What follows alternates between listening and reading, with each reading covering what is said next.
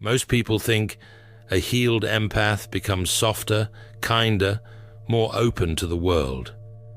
Carl Jung discovered the exact opposite. When an empath heals completely, they don't become a saint. They become a fortress.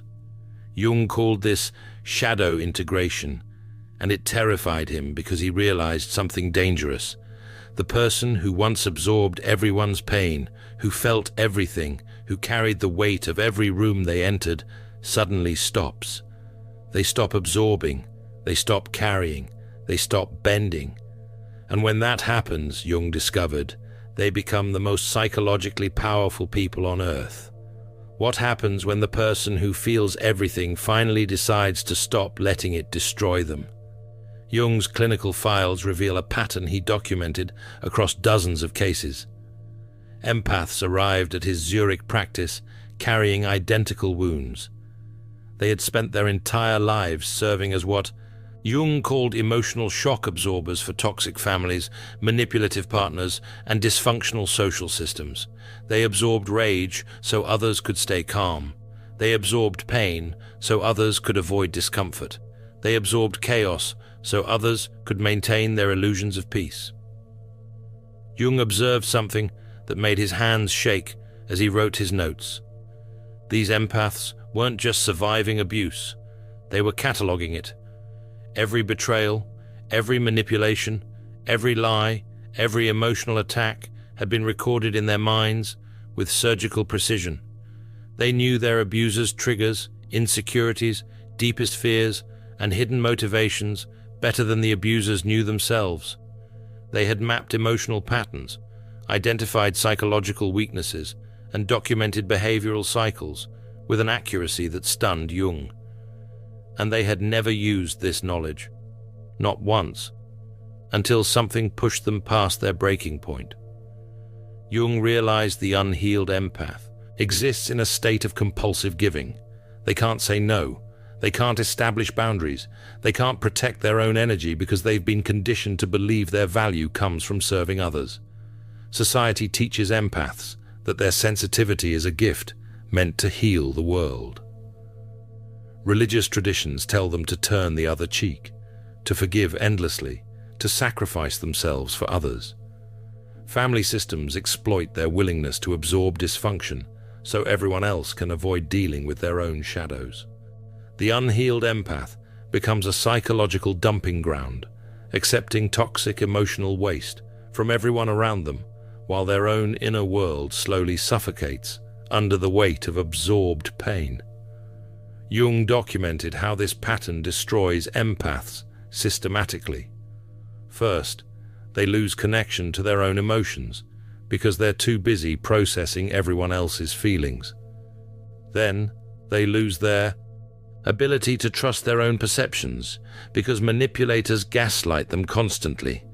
Finally, they lose their sense of self entirely, becoming whatever others need them to be, while their authentic personality disappears into the background. This state of constant absorption creates what Jung termed psychological fragmentation. The empath's consciousness becomes so scattered across other people's emotional experiences that they can no longer locate their own center. They wake up feeling emotions that don't belong to them.